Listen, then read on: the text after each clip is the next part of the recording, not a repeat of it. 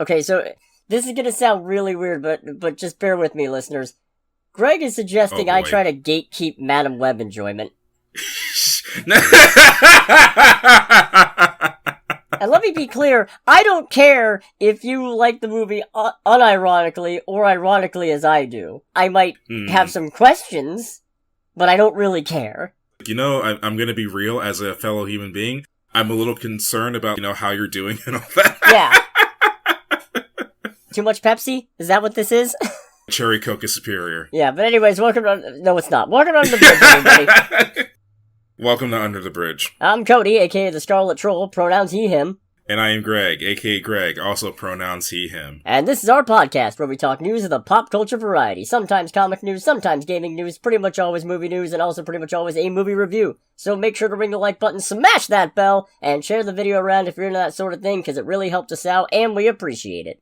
We appreciate it indubitably, and unlike Nintendo, we will not overcharge you for the privilege. Jesus Christ, yeah, we'll get to that in a sec. Real quick, though, I just want to throw out, we also have a new Cinema Synergy out, where we talk about the 1983 The Dead Zone, so maybe go give that a watch if you haven't already. Please and thank you. Yeah, we appreciate it. Anyways, Nintendo is rapidly losing me. Let's talk about why. Yes, we got a Nintendo Direct this week. Woo! Can't wait to rebuy Galaxy for $40 goddamn dollars. Just for Galaxy. Just for Galaxy. Because it's a weird thing with the pricing. So if you're buying each game, or wait, what is it? Wait, which one is it? It's Galaxy and Galaxy 2, and it's $80 together, or it's $40 if you get them separately digitally on the eShop. Which makes... I don't get... Because these aren't remasters, right? These are just ports of the original Wii games. I'm pretty sure they're just ports. I mean, Galaxy was already in Mario 3D All-Stars, which had a limited print, but that's its own kind of gross, scummy nonsense.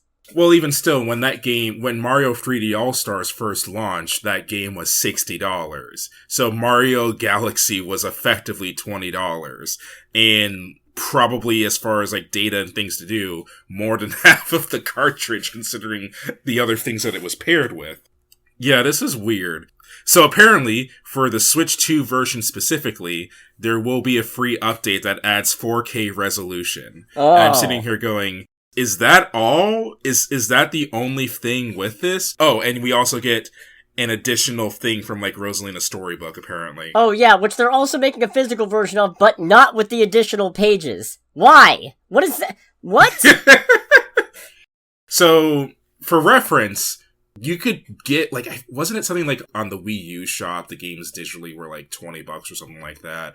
I think each game now, if you buy them physically for a Wii, they're somewhere between usually $15 to $25, $30 a pop.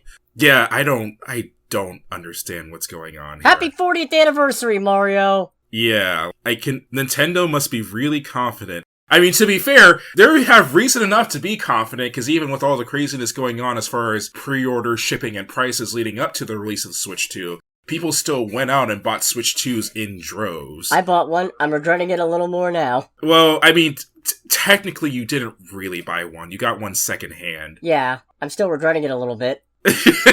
Well, hey, you future-proofed yourself if nothing else. I'm good, because they haven't come out with anything for the console that I'm really, that deep into. They got one of my coworkers, though.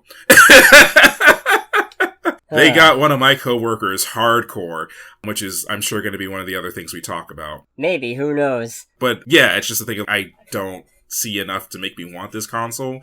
And honestly, if you're going to do stuff like relaunching old Wii games with minimal changes, other than making them compatible on the console, of course, at basically new game prices, because it's the thing of someone goes oh, well, the game is, one of them is only $40. Who the fuck isn't going to buy both of them? Honestly. I'm not, because I already have Galaxy for the Switch, so there's no point. That's right, because you have 3D All-Stars. Yeah, but that also means I don't actually know if I'm going to get Galaxy 2, because the only way to get Galaxy 2 by itself is to get it digital, and if you get it digital, then you don't actually get it. You're just basically paying them for the privilege of them telling you that you can play it, unless they decide to revoke it, which they probably won't, but the fact that they could makes me very upset. Wait, is the physical only the bundle?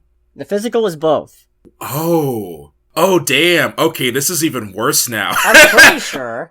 I thought it was something where they were launching each game physically separately for $40, or you could buy the physical bundle of both of them for $70. Like, that's how I interpreted it. I'm pretty sure you get a physical version if you get both. But, okay, wait a minute, hold on. It's $70 in physical and digital formats. And then, okay, the storybook is $20. The amiibos are $40. Good. The storybook is $20? How much are the games if you get them separately? What is this?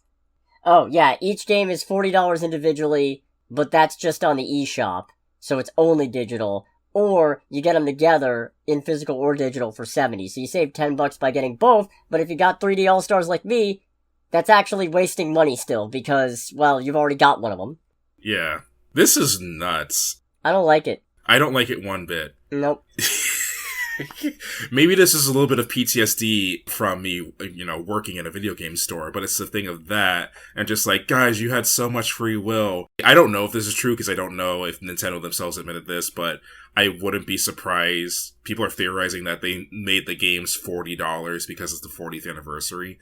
I don't think Nintendo is that stupid, but I also wouldn't put it past them in all honesty. Yeah, me neither. And is it...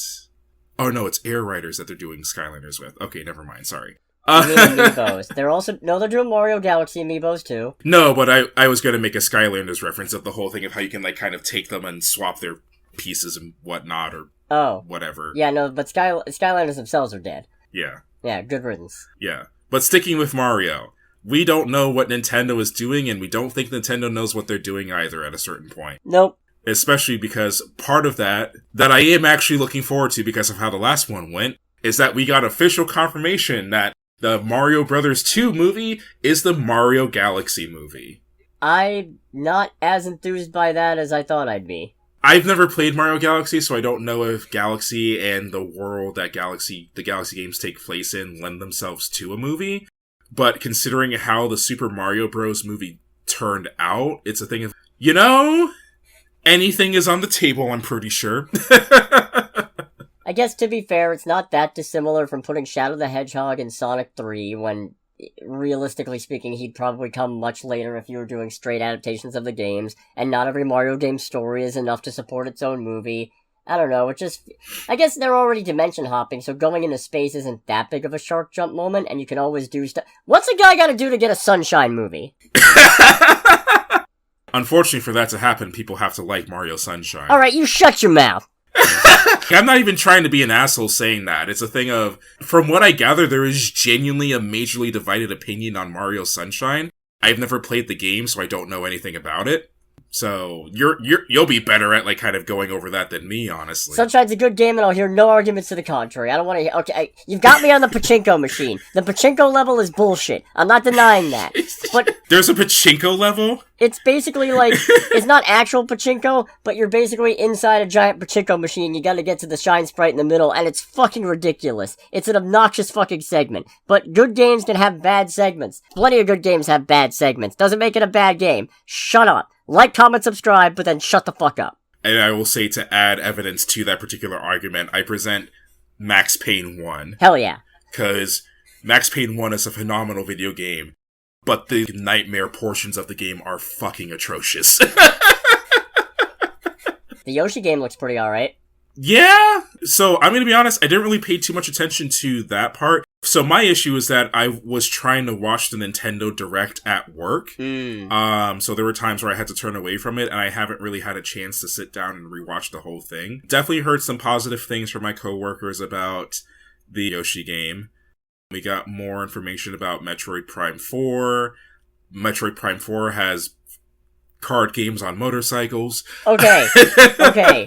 That bike looks cool, but that hub looks kinda empty. Yeah, it did. There wasn't a lot of life there, honestly. I'm really hoping that there's more stuff that they're not showing us and that it's more populated, but hey, maybe Samus is actually Lasan Al-Gaib. Maybe it's secretly a Dune tie-in.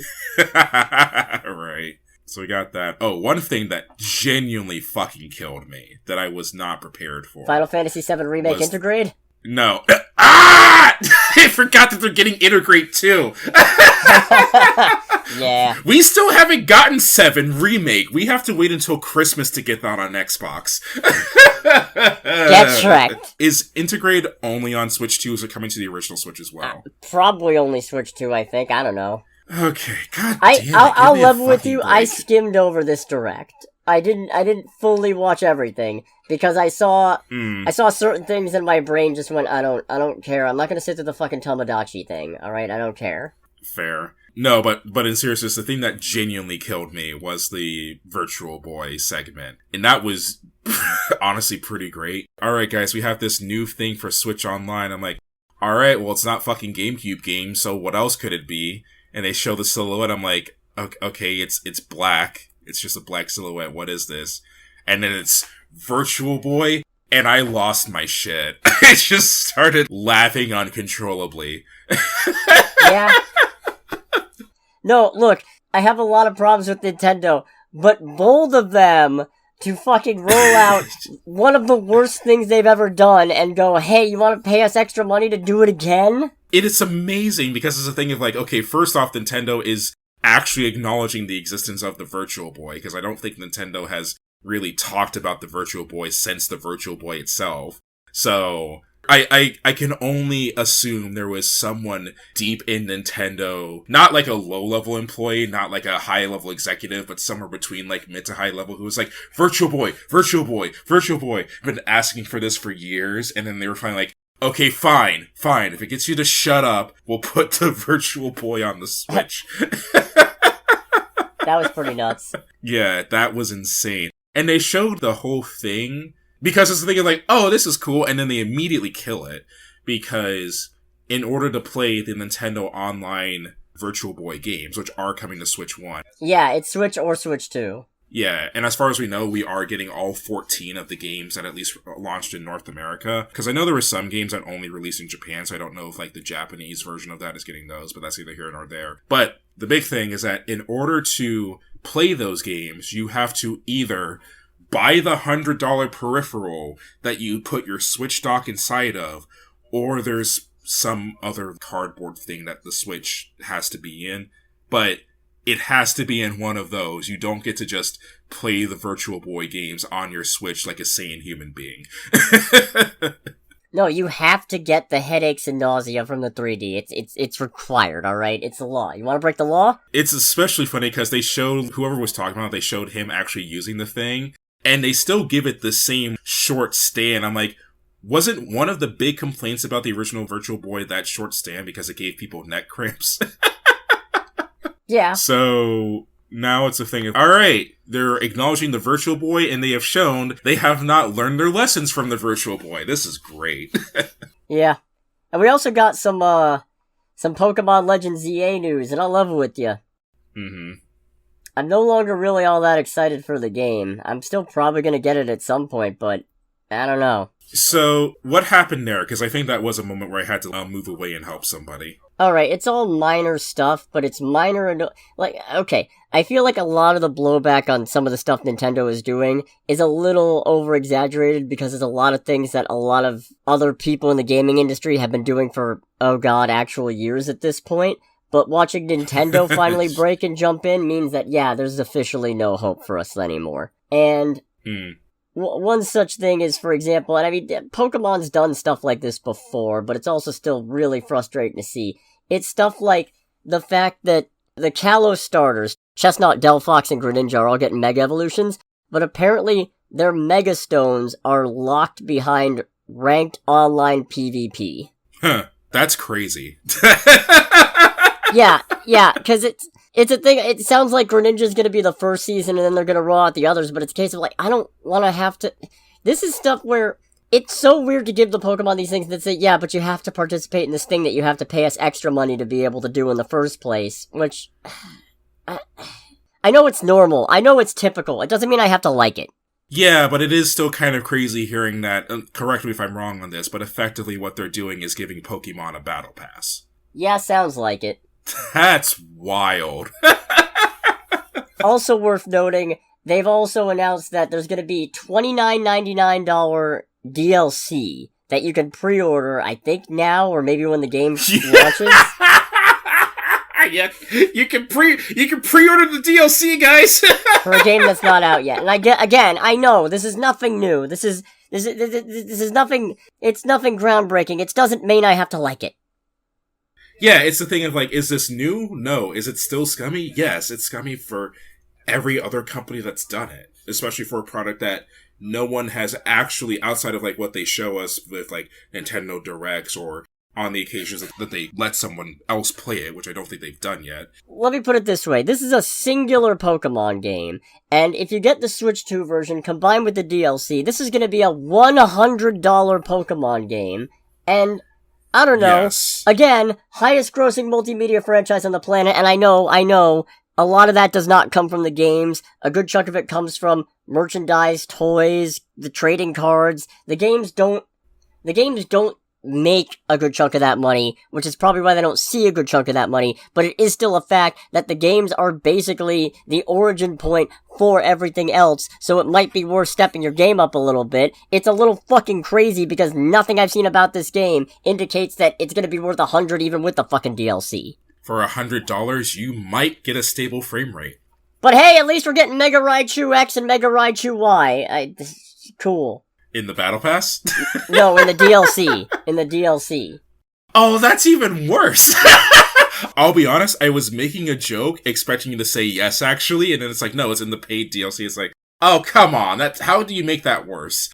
What are we doing here? There's one other piece that I don't remember if it got brought up during the Direct itself, or maybe it got brought up afterward, but it turns out that any Pokemon that you send to home from Legends EA can't be sent to any of the other current games. So you can't send it back to, like, Scarlet and Violet or Sword and Shield or anything like that? Even if it's a Pokemon where the species is in those games, if the Pokemon originates from ZA, you cannot send it. Also, if you send a Pokemon from another game into home and then into ZA, it can no longer go back to any of the original games. We don't know why yet. I'm assuming they're doing... What? Yeah, basically, once it goes into ZA, it can't go to any of the other games that currently exist. Now, a lot of speculation is being had that they'll probably be compatible with whatever the Generation 10 games are, but that's fucking scuzzy. That's basically saying, hey, you want to send your buddy to this game so it can Mega Evolve again? Well, it's gonna be trapped in either that game or this service that you have to pay us for. Admittedly, it's not a lot. It's like $15 per year. That's not a lot, but it's the principle of the thing of fucking ransoming these Pokemon when they're actively encouraging you to form connections with these things, and then ransoming their existence for more fucking money. There's a concentration camp joke somewhere in here. Oh, we'll get to that. You saw the comics news I had, we'll get to that. And it's the thing, fair. My brain is going, on one hand, we really want to make a concentration camp joke on this mostly comedy podcast about movies, shows, games, and whatnot. Look, comedy is based around three things: tragedy, time, and truth. So... I don't know if I need less tragedy or... Actually, I would definitely go with less tragedy and more time right now. And I don't mean all comedy is honest, because that's blatantly untrue. But... that is distinctly untrue. Some really good, absurd comedy comes from taking something that is blatantly untrue and playing it to its natural conclusion. So...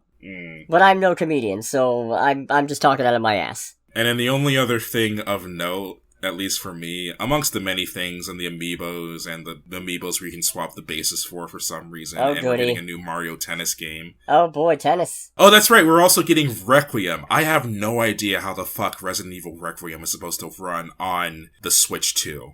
I'm sorry, but I don't see how that's going to work out. It's already massively downgraded visually compared to like the trailers we've seen for it. So... yeah, I don't see how that's going to go, so we'll find that out. There's a new Fire Emblem game coming, so because of that, one of my coworkers begrudgingly has a reason to buy a Switch 2 now, because it's only coming on the Switch 2 as far as I can tell. Oh, right! There's also the Pokemon game where you get to play as a Ditto pretending to be a human. I don't know why the Ditto is pretending to be a human, but, I mean, that looks pretty cool. So, I had subtitles on when I was replaying the Direct in the store, and the subtitles called the game Pokemon Pootopia. Oh, that's, ooh. Ooh, someone fucked up. Yep. I don't know. All in all, it's really kind of... And I get it. Things are getting more expensive overall. Because it costs more, you have to pay people more. I feel like if anybody's paying people more as a result of raising the price on their own stuff, it's Nintendo, hopefully. But they are still a big corporation who does occasional very scummy things. So it's still disheartening to watch them jump on the same not great trends that the entire gaming industry has been jumping on. Kind of ringing the death knell of the tailspin that is this whole thing, you know? Nowhere is safe. Right. Everyone you know is gone. There is only overpriced Nintendo games. And Halo Top Ice Cream. Nasty ass Halo Top Ice Cream. Hell yeah. So I got some comics news, and I apologize both to you and everybody listening, because I'm gonna have to get into some mucky territory here. Oh boy.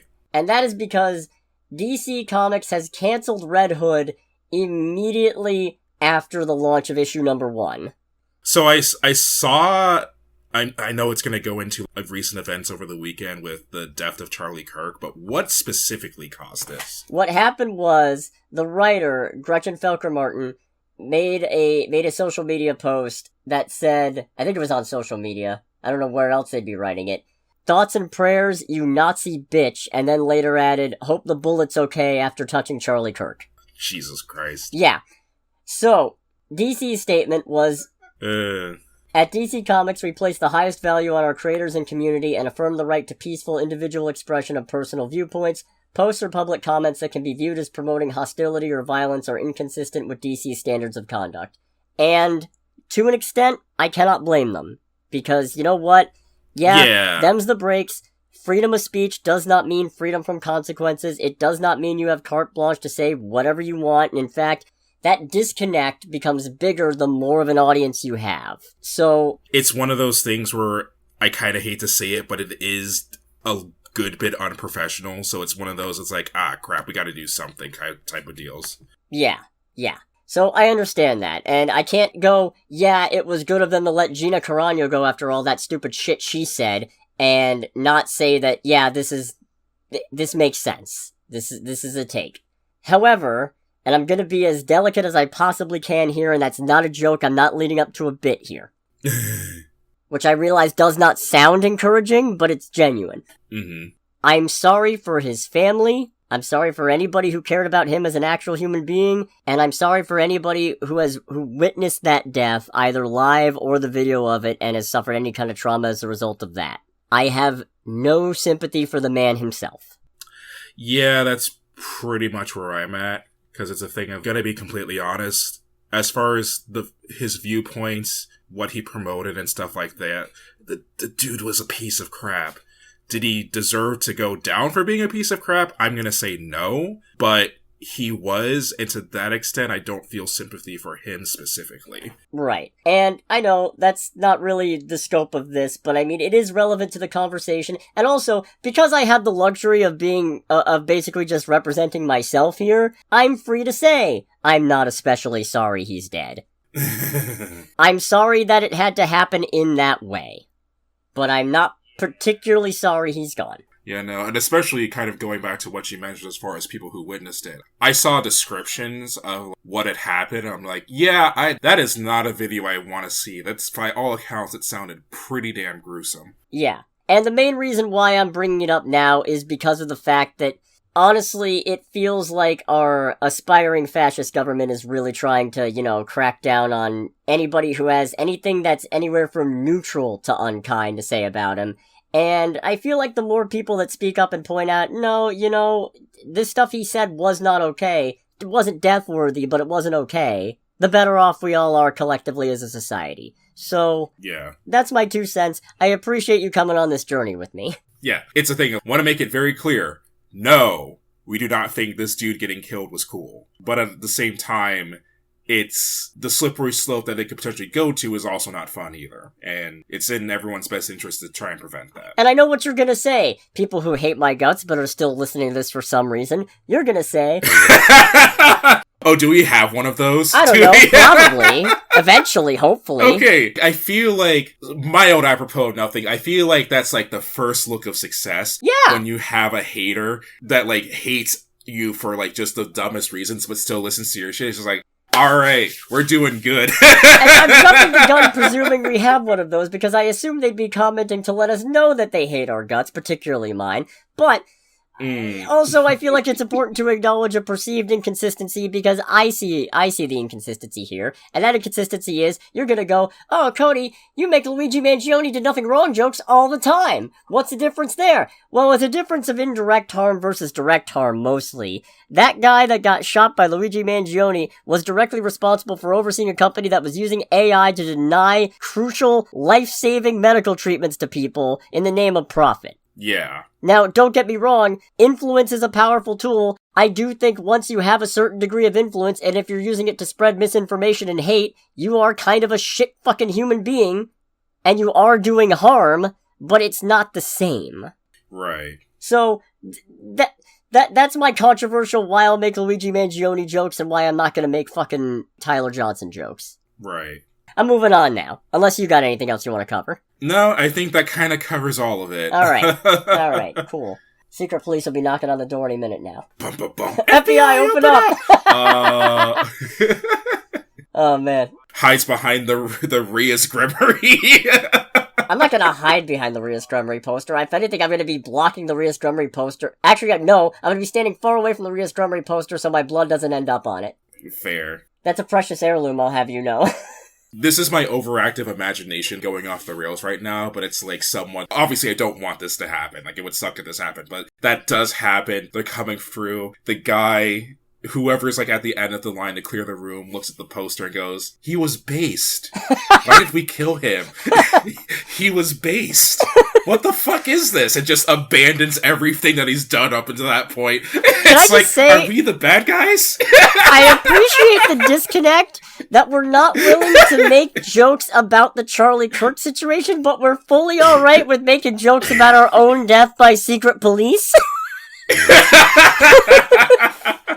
I mean, I don't know. The only thing I have of maybe of value is like, the bullshit that I collect. So yeah. No, I appreciate that we're apparently harder on ourselves than people spreading right-wing propagandic bullshit. Right. And by appreciate, I mean we could probably stand to be a little bit harder, but hey, you know, your own worst enemy and whatnot. Please tell me why! Okay, anyways. I guess both of these bits of news are DC related, but one is the return from the barrel of James Gunn. It's a minor bit, but it's a bit all the same. And the other is a terrifying prospect for the entertainment industry, so I think I'm going to start with that. Oh boy. It's being reported that, fresh off of Skydance acquiring Paramount Global for $4 billion, the combined Paramount Skydance is preparing to make a majority cash bid to buy Warner Brothers Discovery. The good old... David Zaslav is Warner Brothers, right? Yeah, but this isn't his fault. If anything, this is him potentially getting acquired by an even bigger shark. Yeah, well, and benefiting from it is where I was going with that. Maybe they'll axe him. Who fucking knows? You get enough of these rich assholes together, eventually the dicks start swinging. The really tiny dicks start swinging. LBJ's ghost enters the room. It's like, looks like y'all are having some fun here. You know, I regret cheering on the Disney-Fox acquisition, because, in hindsight, getting Fantastic Four and X-Men back isn't worth it. Yeah, this is not a good thing in the scope of entertainment. No, and you could draw a direct line between that deal and this deal, which, as far as I know, it's being backed up by David Ellison, son of billionaire Larry Ellison, and because billionaires are involved, I'm pretty sure that means that, our 47th Coward-in-Chief is going to push this through, because, well, I mean, it's a stupid, terrible decision, so he's all about those. I mean, it's a combination. I feel like the influences are, you know, the Disney deal, even though it's not talked about how big of a deal it was, Microsoft buying Activision Blizzard. Yeah. I think those two things in particular paved a good bit of the pavement on, okay, so we can do, like, these massive... borderline monopolizing buyouts and not face major consequences for it. Okay, cool. So everything's on the table then. Yeah. Now, this is a grim outlook. If this goes through, now we're down to 4 major studios. Because it'll be them, Sony... Disney, Fox, and Universal. Oh, okay, I was gonna say, does A24 count? No, A24 isn't anywhere in the big leagues. I feel like that's kind of a good thing in its favor. No, definitely. But it can only last so long because you need to keep generating money or else you can't stay in the business. Right. So, I guess we'll see how this develops. I know there's bigger things to worry about than the fate of multi-billion-dollar movie studios, but God, it's still sad. I mean, hey, it's hobbies that hit close to home. Yeah. Anyways, from the barrel of James Gunn... I'm not going to include the sound effect this time.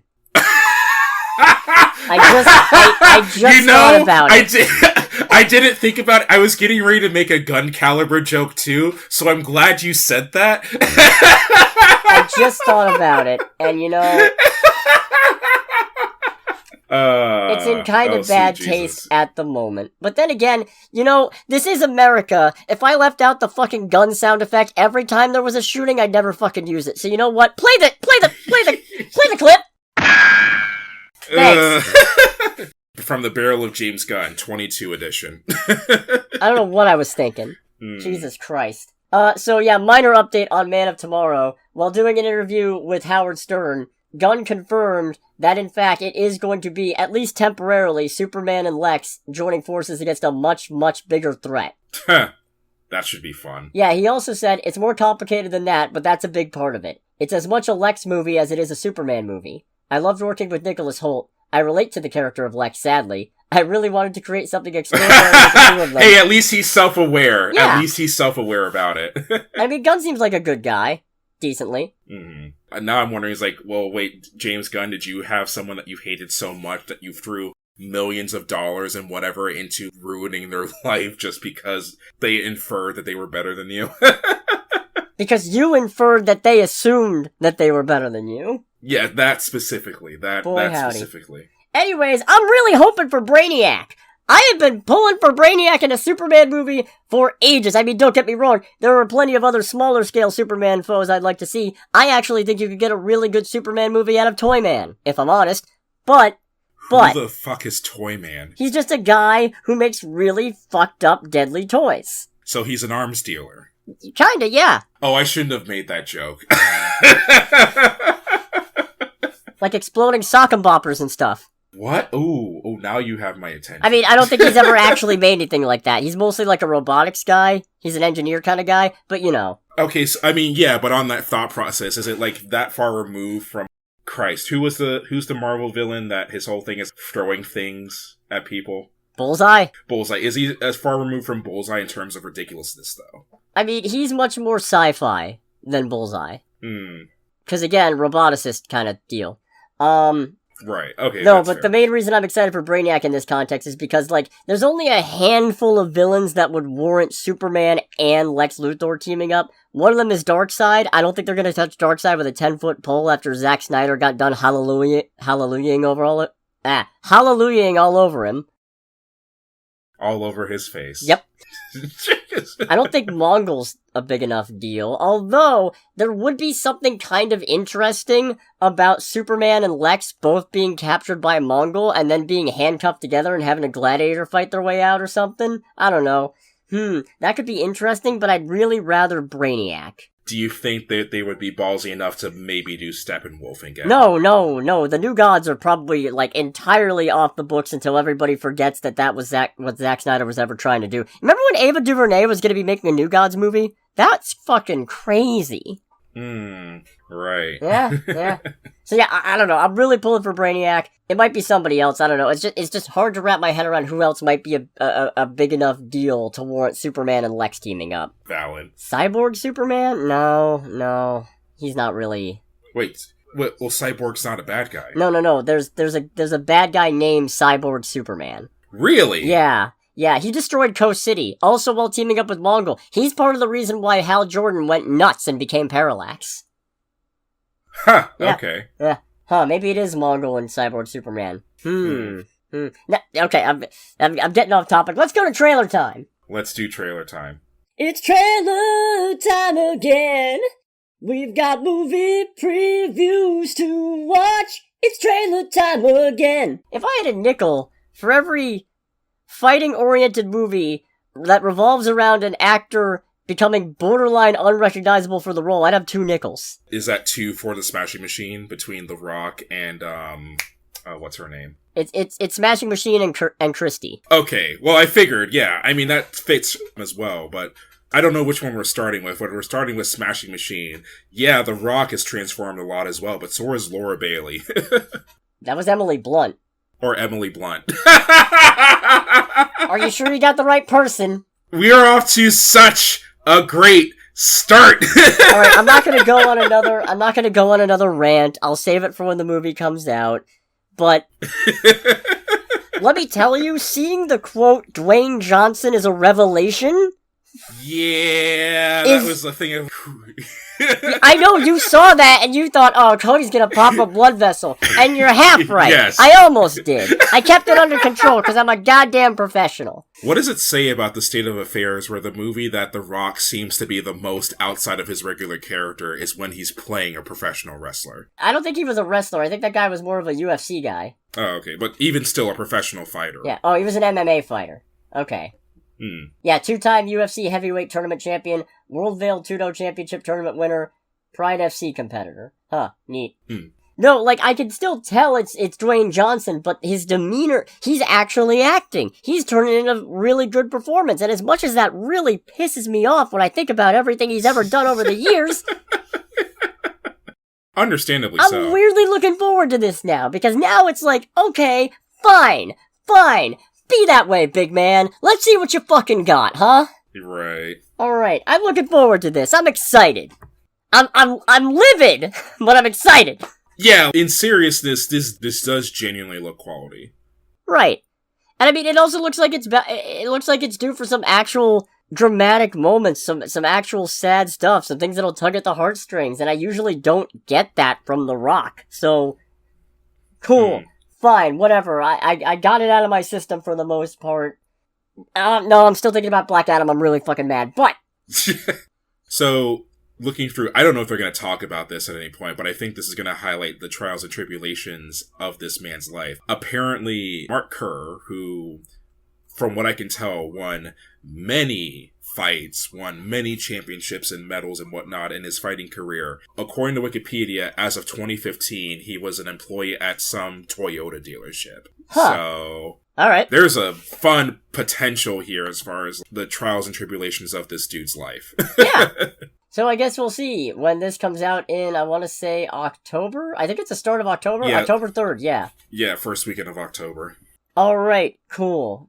I've got a couple more weeks of my blood pressure. Should probably see a doctor about that. Being predictable when I'm not thinking about the Smashing Machine, and then it just goes nuts. But anyway, we also got a trailer for Christy, starring Sydney Sweeney. And, wow, also very impressive. Yeah, definitely. Don't get me wrong, Sydney Sweeney is, in my opinion, nowhere near as one-dimensional as, checks my notes, almost in the entirety of The Rock's career. But...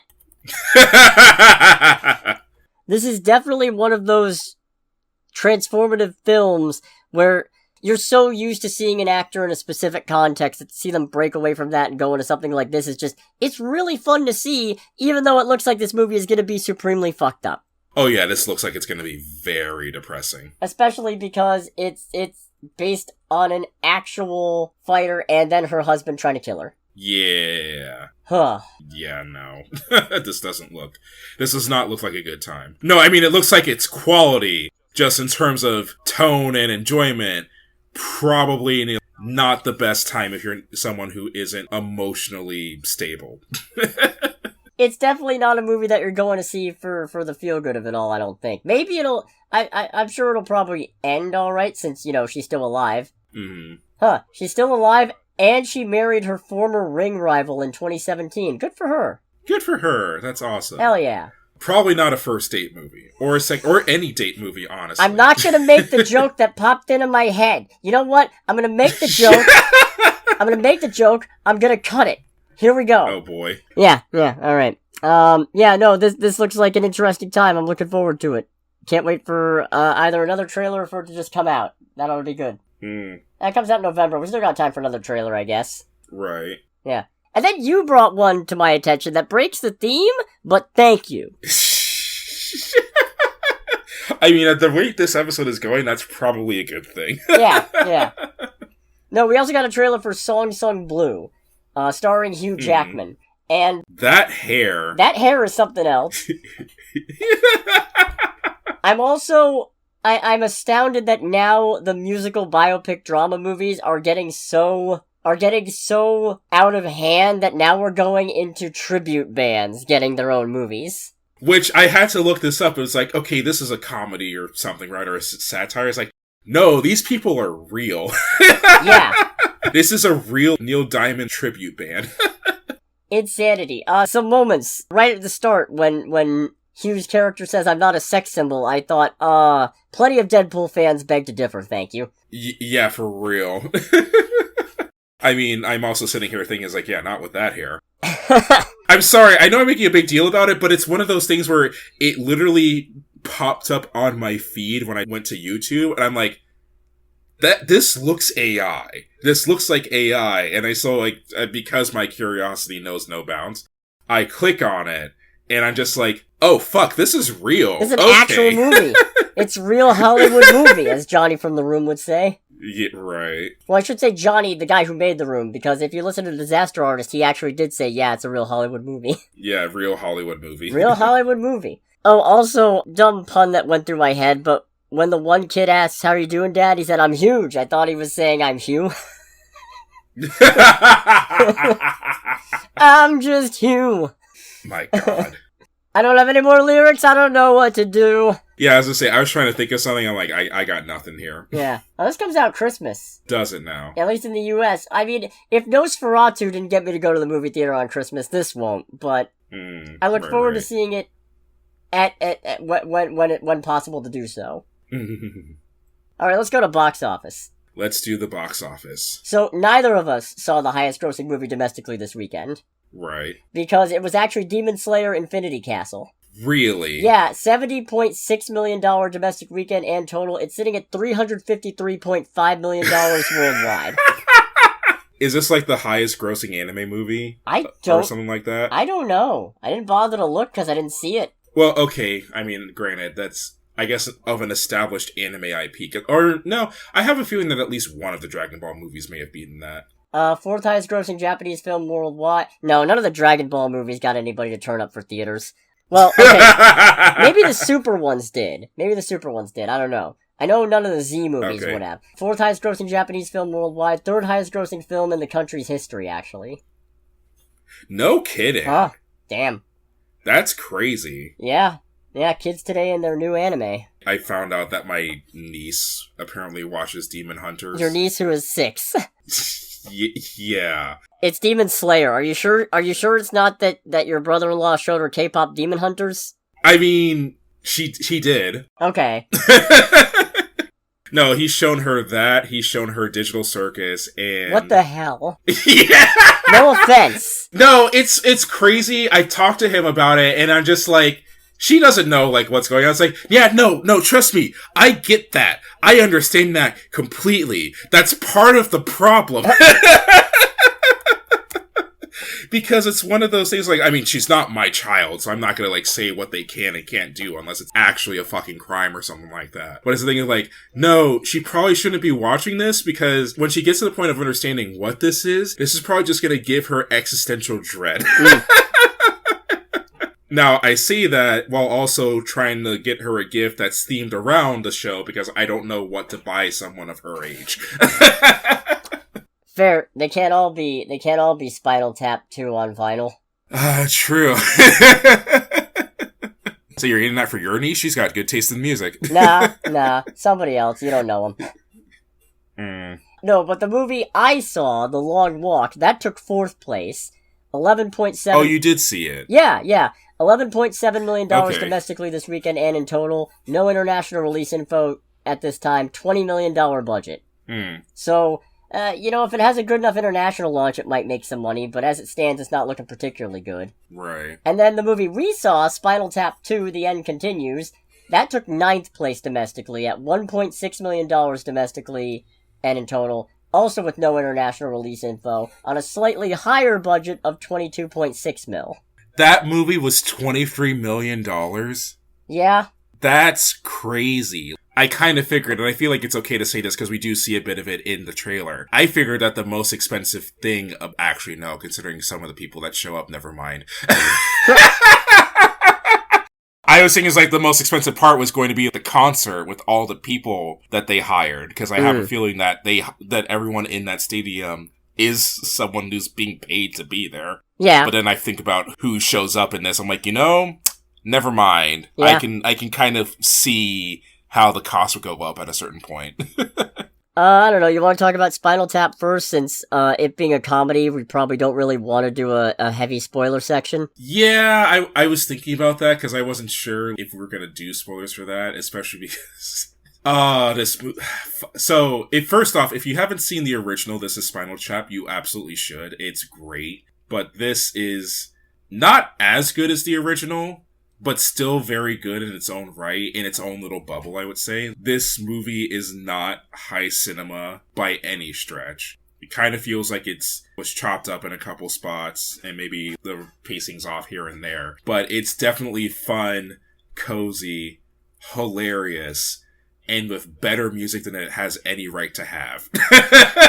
I'll level. I had a good time with it, but not a great time, so I've currently got it in This Is Decent. Oh, really? Well, okay, fair. We did kind of talk about it a little bit afterwards. It feels like I'm underselling it a little bit, because there are some genuinely gut-busting moments in it, but I feel like, on the whole, it's fine. And maybe that's just because... I mean, I like the first Spinal Tap, and I also agree that this is nowhere near This Is Spinal Tap. Or at least, it's not as good. I don't know about nowhere near, but it's not as good. But, I don't know what it is. Maybe it's just the fact that it feels like, yeah, you're making fun of a lot of the cynical ways that the industry has changed and gotten so much worse, and all the depraved, embarrassing depths people are willing to go to for fame and to keep that fame going, but you're still doing it? Yeah. It kind of doesn't matter that you're making fun of it, you're still doing it. So with the original movie, it's one of those things where, now granted, I am not a music historian by any stretch, and I definitely don't know a lot about the scene of mid to late 80s glam metal and British rock or anything like that, but it definitely felt like that movie, the original mockumentary, was much more directed at poking fun at the scene in general, the metal scene, the glam metal scene, and the British rock scene altogether at that point. This kind of honestly feels like, now, while having a good time watching this definitely feels like it was more of a thing of like, hey, we've got money and we've got resources and they're okay with doing it. Why don't we just make a sequel? Because we can. Like, it feels like it's more of a because we can type of movie. Okay. And I feel like on that front that I am underselling it, because even with that feeling, really want to emphasize, this movie is really funny. No, definitely. It's really funny, even though it's getting into the things that it's making fun of. It is decently meta. If you're someone, especially who is into rock and metal, it's pretty great, especially because there are some unexpected, I don't want to call them jabs, but just surprises. I'm just like, alright. That was unexpected, and I'm glad they did it. You know what I think part of it is? I think part of it is that, and maybe I'm misremembering the original Spinal Tap, but it feels like in this movie, everybody else is more of a caricature of a human being, and it makes the band feel less out there. Yeah, I'm thinking about it, I can kind of see that, because it feels like the band itself is trying to basically do their own thing, more or less, especially since all the band members are like 60, 70, 80 years old. Whereas all the people around them are caricatures of different, for lack of a better description, representatives of the music and entertainment industry that are kind of, no, but we should do it like this, or, have this personality trait or what have you. There's one particular character in this movie that I'm not going to get into that, because talking deeply about what they do is like a massive spoiler for this film. But they're one of those characters where I hate who they are and what they represent, but the way they're done in the movie is fucking hilarious, and it's frustrating. Oh, are we talking about the promoter, Simon? Yes. Yeah. Yes. Yeah, no. He is frustratingly entertaining. Everything about him makes you want to not punch him in the face because you don't want to risk hurting your hand. He's not worth that. It does make you want to go, man, you probably parked your car in a handicap spot, and I could make one call and really fuck up your day. He parked his Hummer EV in a handicap spot. That is the energy this dude has. Yeah. And I mean, I think we can get into, like, a little bit of discussion about the characters and other such things. And I mean, the fact that he is a man who is dedicated to having a job in this industry with no understanding of it, by his own admission, at least assuming he's not full of shit, because he's full of shit about so many things, he... Oh, yeah. Apparently is, I don't know, what do you call it, music blind? Or something like that? He cannot recognize whatever music. He said, yeah. Which, good minor joke of, name a song. Happy Birthday to You. Nope, can't sing it. Doesn't even try, just brushes it off with nope, can't sing it. And it's annoying because it's one of those things where, like, with how his character is, it's no, and from what the things we hear about what happens in the music industry, is like, there are people that unironically act like this dude and think that they're right. Yeah. This is not someone who's written out of proportion to be funny. It's like, no, this is very much a character created from people's experiences and making fun of it. And that's especially frustrating because this dude drops, honestly, the best joke of the movie, which we're not going to talk about. Nah. But he drops what, in my opinion, is the best joke in the movie in literally the last 5 minutes of the film. And I'm like, how fucking dare you? The credits are rolling, and this joke plays, and it's the best joke in the movie. And on the one hand, that's a little frustrating. On the other hand, that's a little fucking genius. Because now I have to tell you that, which means that if you see this movie, you now have that hanging over your head. So even if you don't like it, you might still stick around to the whole thing just to see what the funniest joke in the movie is. Oh, God almighty. I felt bad for the one dude in the theater who was sitting in front of us. Yeah. Because it was our group and then just this one guy. He was probably also like, man, I get this whole theater to myself. And then we showed up. Yeah, because you, me, and the people we went with are all varying levels of being into this genre of music and whatnot. Just like kind of belly aching a lot of the time. So yeah. Sorry, random dude who was sitting in front of us. Yeah, I mean, I think we kept it pretty reasonable. Mm-hmm. Another great addition is Valerie Franco, who's playing Dee Dee Crockett, the new drummer of Spinal Tap. I'm not gonna say where that goes. If you've seen the first Spinal Tap, you know the obvious joke that's building up here. Yeah. I'm not a huge fan of how it goes because it feels too telegraphed. Yeah, it's the thing... Man, I don't want to really talk deeply into it, because again, I don't want to accidentally, like, spoil her journey through the film, for lack of a better description. Yeah. Well, she doesn't really have a journey, it's just the grim specter of working with Spinal Tap hanging over their head, and then, well, anyways. Yeah. Also interesting to note, apparently, this is her first film role. Oh, she killed it then. Yeah. I mean, as a drummer, she was great and all that, because she is, by trade, a, like, professional drummer. But yeah, this is her first time in a movie. She killed it. She was a great actress. Definitely. I mean, who knows? Maybe she was actually a big fan of the first movie, and therefore it's not even as much acting, but who knows? Great drum work, though, for sure. It was funny, because they're going... Oh, wait, no, damn it. Sorry, can't talk about that, because again, that's a spoiler. Yeah. This is the worst part about comedy movies. And with some comedy movies, I don't have a problem going into the jokes later. I kind of do here, I think. Mm-hmm. I can't tell you what the distinction is, but the distinction exists. The distinction exists. You should watch this movie. Yeah, I think so. I don't know that I'd say full price ticket pay for it, but, for this one, I think it, maybe.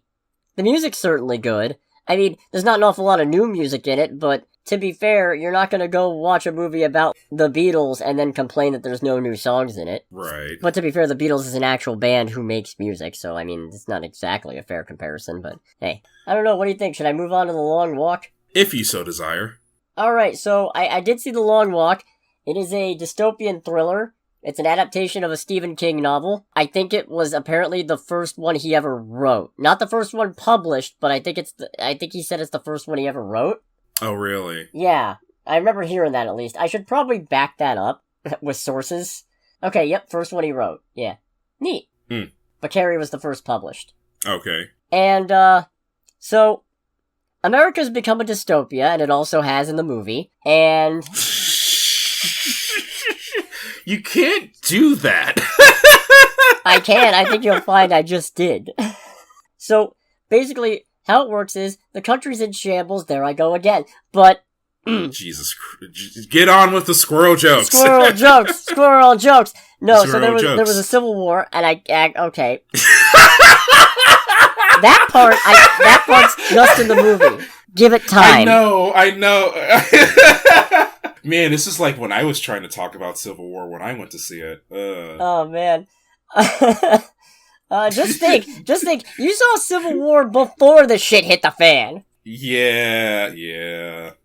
No, so... There's a lottery, and apparently basically everybody eligible enters it. As far as I know, teenage boys who can participate in it. It's called the Long Walk. How it works is... Drop the title. Yep. You get water and rations, and you have to walk down a road with a bunch of soldiers escorting you, and functionally, if your speed drops below 3 miles an hour, you get a warning. They all got pacemakers fitted to demonstrate their speed. The whole thing's being broadcast because it, quote, gives people hope. It's actually... that's a spoiler. And if you get 3 warnings and then fall below speed, you get shot. Okay. And you die. Well, yeah, that's usually what happens when you get shot. Yeah, not always. So, I'll level with you. This might be one of my favorite movies of 2025. Oh, sweet Jesus. Okay. I wasn't expecting it either. There's a lot to unpack here.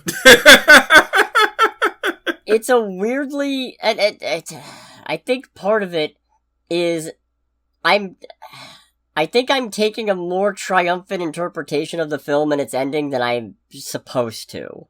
And I don't know that I'm going to do a spoiler section. I might do a spoiler section. Did you have any interest in seeing it at all, or? Not enough to go to the theaters to see it, if that makes sense. It's the kind of thing where it's like, there's a part of me that does want to see it, but there's a part of me that doesn't, just because, as you alluded to in like the first like 10 seconds of talking about this. Ugh. I had a lot of the same thought, because when I was sitting there, especially as the movie was getting ready to get going, there was a lot of trepidation and a lot of internal feeling of, fuck, why did I do this? I don't need to be this fucking bummed out. I know how this is gonna go. This is fucking bullshit. The whole thing is bullshit. It's just gonna be sad and depressing.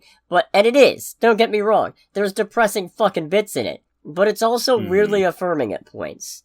Not just because of the thing that I may be misinterpreting how we're supposed to take it, but there's a lot more genuine camaraderie here between all the contestants than I would have expected to see. Right, okay. And I don't know, it just, like, it kind of, I'm not gonna say it spoke to me, but I definitely was less horrified by it than I thought I was gonna be. There's still plenty of horrifying moments. Some of the deaths are real fucking grisly. But... Oh, I'm sure. Yeah. It also helps that it's a really well-acted movie, especially David Johnson as the deuteragonist of the movie. I guess he's the deuteragonist. I don't really know, actually. So basically, our presented main character is Ray Garrity, played by Cooper Hoffman. Basically, there's one competitor in the movie from every state, and he's from the home state, which I don't think matters at all in terms of, like, winning odds. In fact, at one point, Pete actually brings up it might be worse because it means he has a chance of seeing people he recognizes. Oh, Jesus, yeah. Yeah. And things unravel. But David Johnson's performance in this is... everybody's good in this, but he is phenomenal.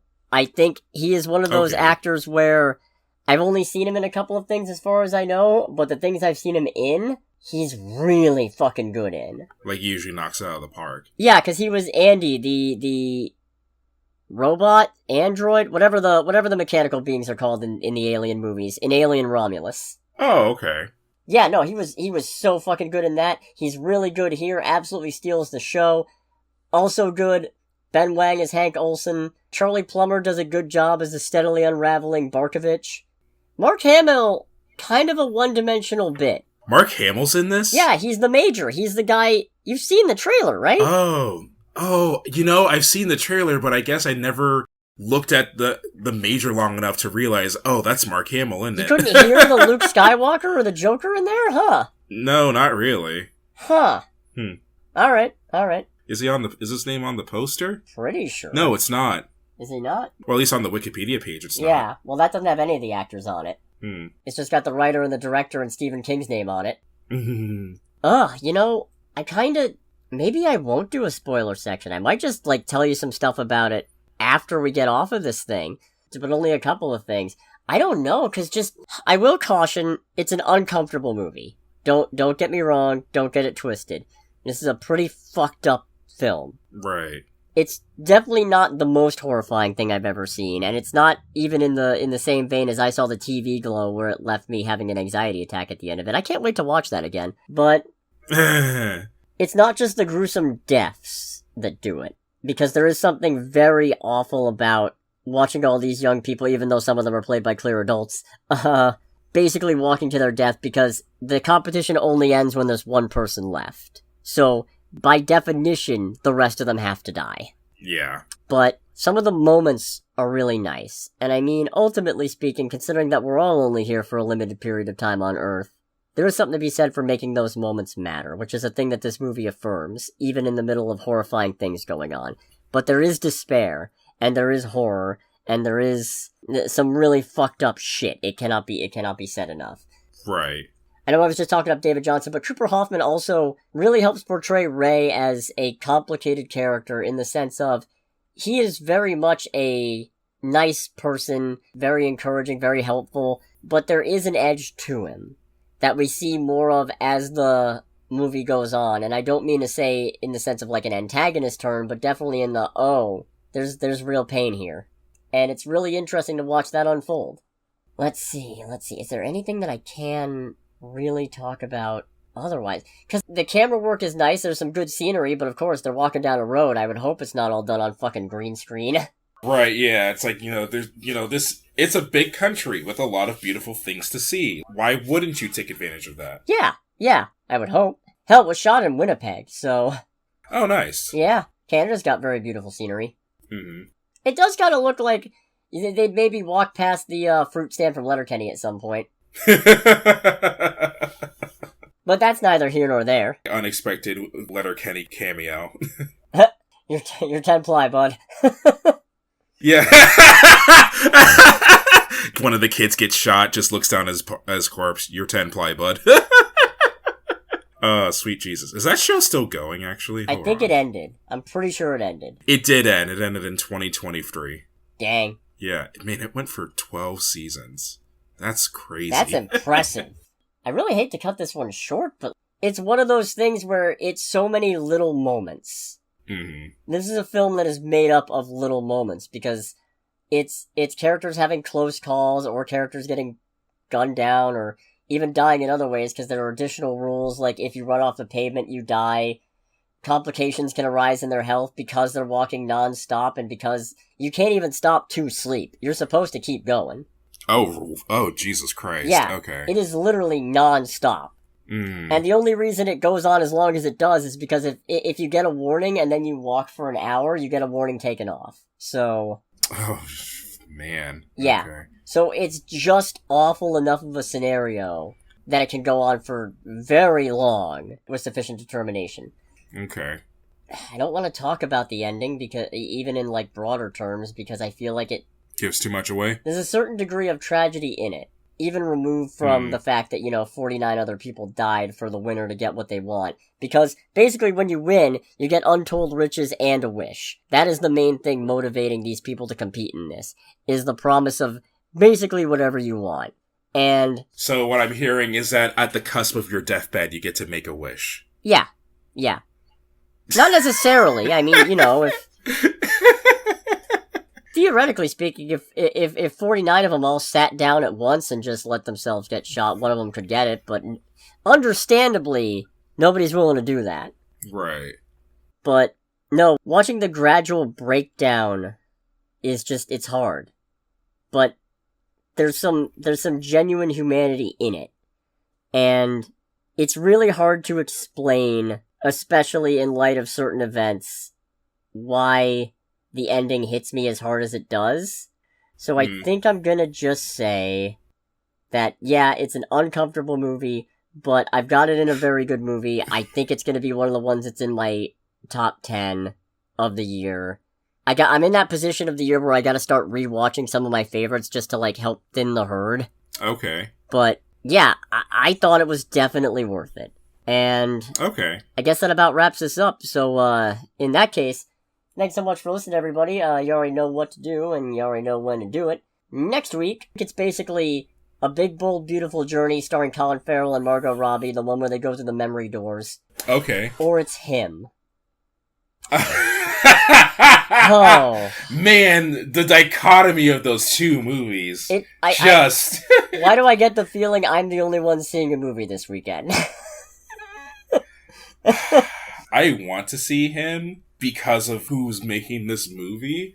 I just don't know because I still haven't seen Nope. And I know none of these movies are connected, but I still haven't seen Nope. Oh yeah, it doesn't matter. Because that was a movie where it's like, I want to see it, but I don't know if I have it in me to go see it. And this is in that same category, where, like, I genuinely want to see it, but I don't know if it's a good idea. You know what? Fuck it, it's basically spooky season. I ain't no fucking coward. I'm gonna go see him. And maybe A Big, Bold, Beautiful Journey. I don't know, I like Colin Farrell and Margot Robbie. Who knows? We'll see. I mean, fuck, at that point. Yeah, I might actually have to go see him then. But regardless of whether or not we get the piss scared out of us in the movie theater... This has been Under the Bridge with Cody, aka the Scarlet Troll. And with Greg, aka Greg. And we'll catch you all next week. Goodbye, everybody. Bye!